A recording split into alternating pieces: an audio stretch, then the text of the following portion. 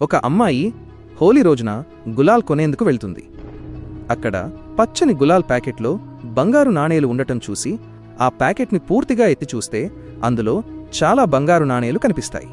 అప్పుడు ఆమె ఆ మందు తాగే దుకాణదారుడు తన భార్యతో ఫోన్లో మాట్లాడటంలో బిజీగా ఉన్నప్పుడు గులాల్ ప్యాకెట్తో సహా బంగారు నాణేలన్నీ దొంగిలించి అక్కడి నుండి పారిపోవాలని అనుకుంటుంది.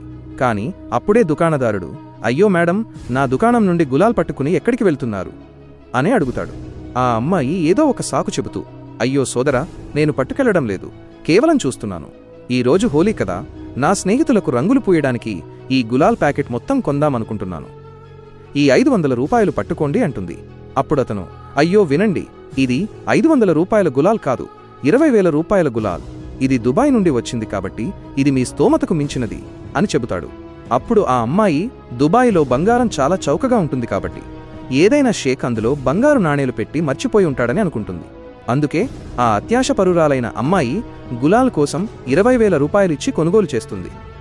తరువాత ఏం జరిగిందో చూడటానికి ముందు, ఆగునైనా, నన్ను చూసి విస్మరించకు, లేకపోతే నీకు చెడు సమయం వస్తుంది. ఒక్కసారి కామెంట్లలో హర్ హర్ మహాదేవ్ అని రాసి వీడియోకి ఒక లైక్ చేసి ఛానల్ను సబ్స్క్రైబ్ చేయి. నీ ప్రతి కోరిక నెరవేరుతుంది.